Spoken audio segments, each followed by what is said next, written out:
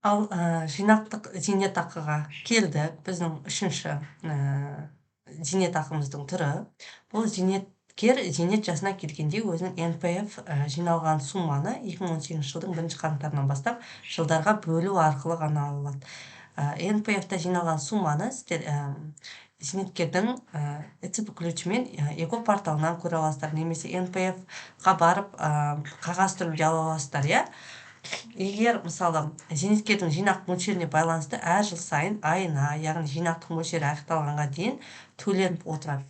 Жинақтың мөлшері 636.212 теңгеге тең болған жағдайда, немесе төмен болғанда, онда жинақты зейнет жасына келгенде бірден қолға шешіп алады. Ал бұдан жоғары болса, айларға бөліп тастайды. Және бірінші, екінші бессрочный мүгедектігі бар адамдар жинақтық мөлшерін бірден шешіп алуға құқығы бар. Әрине, жалпы жинақтың 10%-ін, 10%-ын салық жарнасы ұстап қалады. Егер азаматтар зейнет жасына жетпей қайтыс болып кеткен жағдайда, мұрагерлік мәртебесі бойынша НПФ бөлімшелеріне өтініш жазу арқылы жинақты толық алуға құқығы бар. Егер азамат қайтыс болған жағдайда бір реттік төленетін жәрдемақы бар.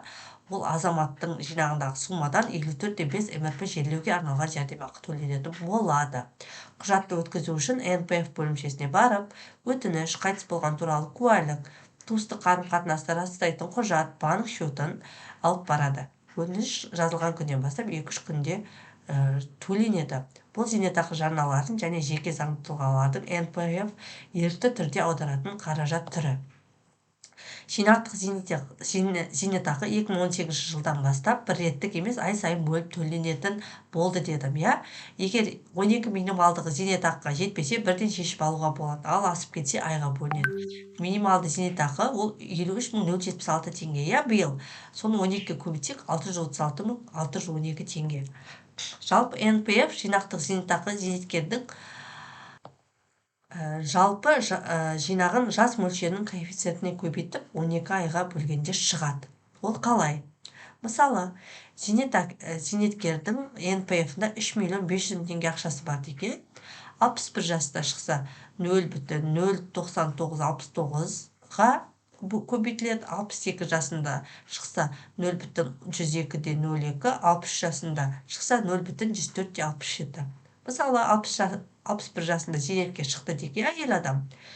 3.500.000 ақшасы бар, көбейтеміз 0,099,69-ды. Содан кейін 12 айға бөлеміз. Сонда НПФ-та ай сайын 29.076 теңге НПФ бойынша, яғни